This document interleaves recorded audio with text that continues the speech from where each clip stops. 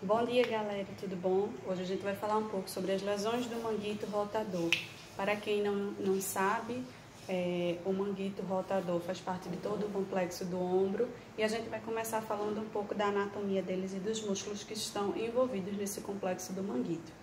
Então, quem dá a estabilidade do ombro são 4 principais músculos, que são eles que envolvem principalmente esse manguito rotador, que são o supraespinhal, infraespinhal, redondo menor e o subescapular.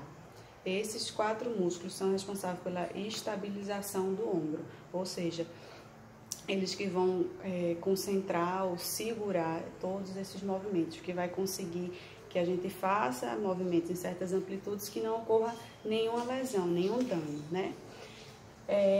Nesse ombro é formado por uma cápsula articular, que é esse processo aqui, não muito bem desenhado. Então, o que acontece? Essa cápsula articular ela é fortalecida pelos ligamentos da glena humeral e do coraco humeral.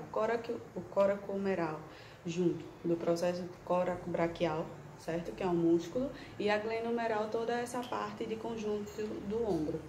Quais são as principais lesões que a gente encontra no ombro? As luxações, muito comum, que são decorrentes geralmente na parte inferior do ombro. Geralmente essas luxações ocorrem na parte inferior, que não quer dizer que não pode acontecer na parte superior, pode acontecer.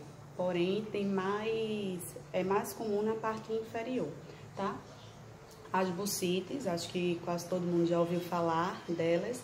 As bursites ocorrem por uma inflamação junto ou sem uma calcificação nessa região da buça, né? A buça é como se fosse uma bolsinha que a gente tem nessa região do ombro. Então, ocorre uma inflamação, ocorre essa calcificação, então começa a ter esse atrito. Então, essa inflamação dessa buça é chamada de bursite. Buça mais o prefixo ite, que indica a inflamação, né? E as lesões do manguito rotador, que geralmente ocorrem por uma distensão desses músculos. Não quer dizer que a lesão do manguito rotador tem que afetar todas essas 4 musculaturas, mas vai afetar algumas delas e vai ter comprometimento nessa lesão, nesse manguito, né?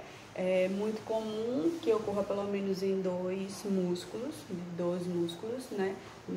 Muito pouco comum em apenas um só, tá? Então, separei para vocês as lesões do manguito rotador. O que é que acontece as lesões?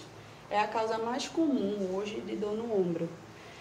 Tô sentindo uma dor no ombro, muita gente tem associado a bursite, a tendinite, as luxações, mas a lesão do manguito rotador é muito mais prevalente, para quem não sabe, tá? Nesse caso de dor. E ela é mais prevalente em mulheres, principalmente da 3ª à 4ª idade. A mulher é mais acometida porque ela usa muitos movimentos de grande amplitude e sobrecarrega muito esse ombro. As bolsas, né, carregadas com muito peso, movimento repetitivo, o bebê tanto de um lado, a superproteção desse lado. Então, os próprios movimentos mesmo vão ocasionar essas lesões do complexo que a gente chama de manguito rotador. Quais são as principais causas? Né? A síndrome do impacto, muito comum, né? O impacto no ombro. As alterações degenerativas, que são normal, de acordo com a idade, também vai ter esse desgaste, esse processo de degeneração. E pode ser também de uma forma traumática, que a gente já falou em vídeos anteriores. Os sinais e sintomas das lesões do manguito rotador. Ela piora muito à noite, essa dor. Bastante comum, a dor latente, incomoda muito, muito mesmo.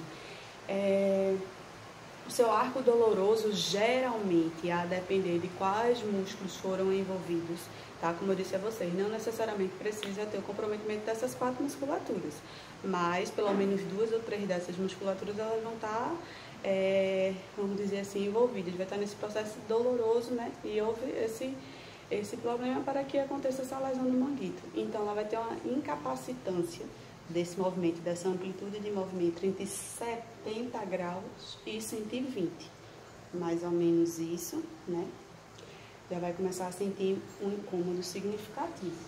E ela tem redução da força muscular. Esses músculos, eles acabam ficando fracos, o que é normal, né? Existe uma lesão naquela musculatura, outras musculaturas não estão trabalhando em excesso para que dê a sustentabilidade disso, do ombro, para que não perca a sua função. Então, essas outras musculaturas elas vão estar flácidas, além de ter um processo inflamatório, e vão estar sobrecarregando outras articulações.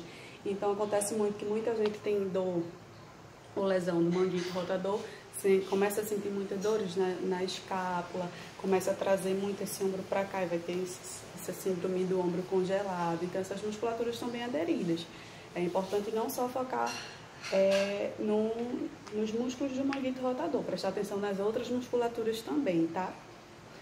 Com relação ao tratamento, hoje os estudos já trazem que é muito mais aderido o tratamento conservador, que seria a fisioterapia, mas em últimos casos ainda é utilizada a cirurgia, tá?